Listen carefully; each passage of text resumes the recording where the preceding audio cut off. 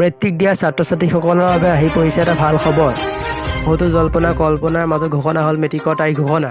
মুখ্যমন্ত্ৰী হিমন্ত বিশ্ব শৰ্মাই ঘোষণা কৰিলে মেট্ৰিকৰ ফলাফলৰ দিন। টুইটাৰৰ যোগেদি ফলাফলৰ দিন ঘোষণা কৰিলে হিমন্ত বিশ্ব শৰ্মাই। অনলাইন যোগে লাভ কৰিব পাৰিব ফলাফল। জুনত হ'ব মেট্ৰিকৰ ফলাফল ঘোষণা।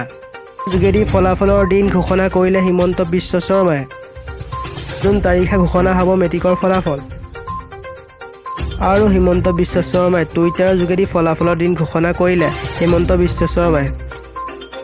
ইয়াত তোমালোকে দেখিবলৈ পাইছা নিউজ 18 অফিচিয়েল ৱেবছাইটত। আৰু ইয়াত প্ৰকাশ কৰিছে অহা 7 জুন তাৰিখে ঘোষণা হ'ব মেট্ৰিকৰ তথা হাইস্কুল শিক্ষান্ত পৰীক্ষাৰ ফলাফল।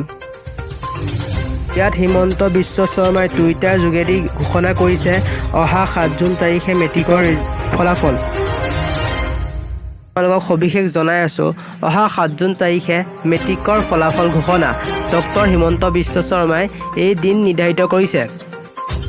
হিমন্ত বিশ্ব শৰ্মাই নিজেই বৈঠকত বহি অহা 7 জুন তাৰিখে মেট্ৰিকৰ ফলাফল দিয়া সিদ্ধান্ত কৰিলে।